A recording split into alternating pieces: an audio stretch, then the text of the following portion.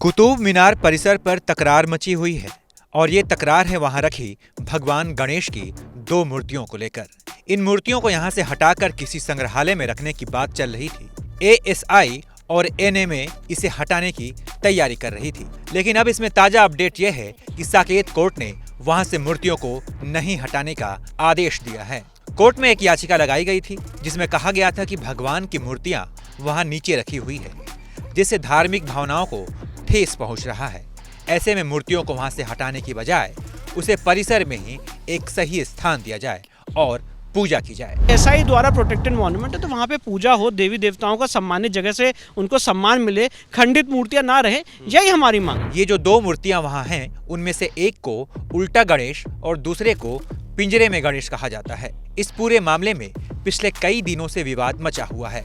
हिंदू संगठन कुतुब मीनार परिसर में भव्य मंदिर बनाने और पूजा करने देने की अधिकार की मांग कर रहे हैं, जिस पर खूब हो हल्ला भी मच रहा है। पहले भी गणेश जी की पूजा आरती यहाँ सुबह होती थी। आप देखेंगे तो लेफ्ट साइड में यहाँ ये गणेश जी की मूर्ति है, स्थापित है। ये जाल रखा हुआ है इसमें।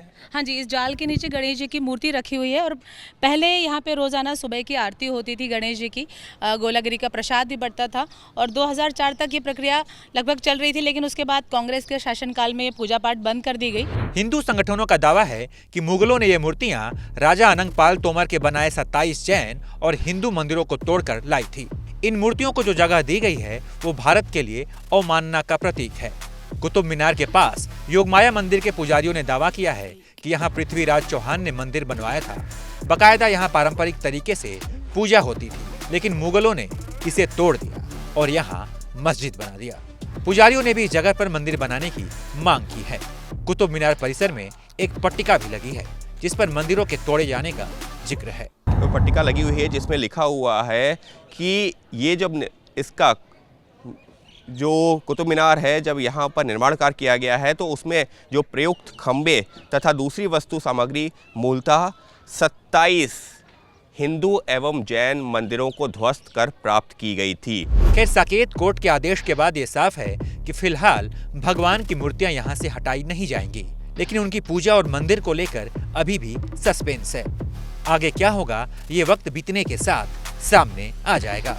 कुतुब मीनार को लेकर के वैसे तो ये विवाद पिछले कुछ सालों पहले शुरू हुआ था, लेकिन अब धीरे धीरे करके ये तूल पकड़ता जा रहा है। अब इसको राजनीतिक रंग भी दिया जाने लगा है और मामला क्योंकि अदालत की दहलीज पर भी पहुंच चुका है, लिहाजा आने वाले दिनों में इसमें कई और पहलू सामने आएंगे। कैमरा पर्सन मनोज त्रिपाठी के साथ अंकित गुप्ता, एबीपी न्यूज़, दिल्ली।